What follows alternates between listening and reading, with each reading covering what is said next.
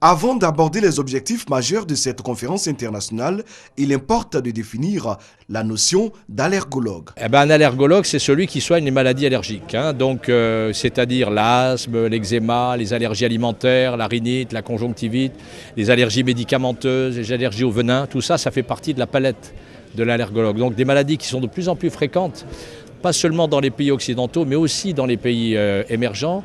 Cette spécialité de médecine compte 12 praticiens en Côte d'Ivoire. 12 praticiens qualifiés pour traiter les cas d'allergie, parfois mortels. On peut faire un choc anaphylactique si on est allergique par exemple à un aliment qu'on ne savait pas, qu'il ne fallait pas le consommer, ou à un médicament.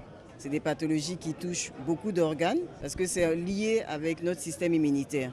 Organisée par l'Association ivoirienne de formation continue en allergologie, cette 15e conférence francophone se tient autour du thème allergologie et environnement. L'environnement, il y a l'environnement extérieur. Donc il suffit tout de suite qu'il y ait un pollen de fleurs qui libère une substance que je ne supporte pas. Je peux éternuer et je fais une rhinite allergique d'origine pollinique.